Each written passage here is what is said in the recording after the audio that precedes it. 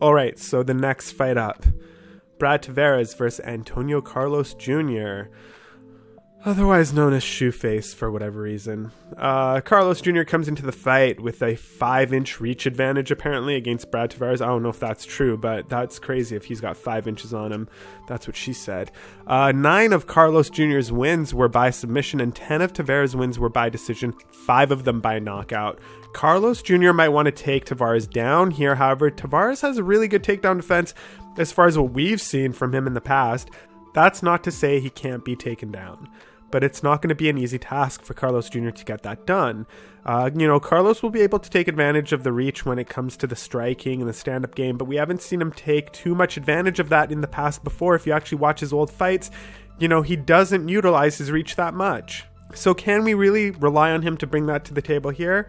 I don't think so. So don't let that reach aspect fool you. Carlos probably does have an advantage in the grappling and for sure the ground game, it seems. But Carlos has lost his last 2 fights. But before that, he was on a 6-fight win streak. Although he hasn't fought much from 2018 to 2021, a lot of his bouts, once again, were canceled between that time. He was training. He was just unlucky to have all these fights fall through various reasons. I'm sure recently, including due to COVID, probably. So my one concern with Carlos is that he could run into some cardio issues near the end of the fight if it does go towards the distance. Keep in mind that although Carlos has had the advantage in the submission, we have seen Tavarez get subbed. So although we might, it's not likely that might happen, you got to keep it in mind because we have seen Tavarez get submitted before. Carlos Jr. can pull the sub, and he does have the advantage in that. Carlos on the other hand, no. Carlos has finished over 70 to 80% of his fights, and most of those were by submission.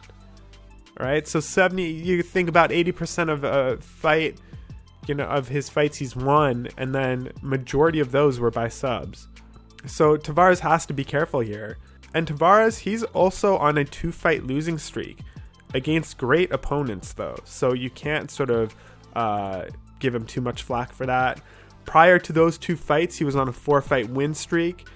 And these guys are quite comparable, except Tavarez tends to have more output overall throughout his fights. He might be a bit more active and spends more time on the offensive as opposed to the defensive. Carlos, however, he doesn't mind being defensive, and he'll even take fighters to the ground where he can take advantage of them. I think this is where Carlos will have the most success if the fight goes there. So I think if Carlos can get him down, it's actually going to be Antonio Carlos Jr. that wins. If not, Tavarez has a great shot. I am going to go with Antonio Carlos Jr. to win this fight. I'm going to say it's either going to go by submission or by decision.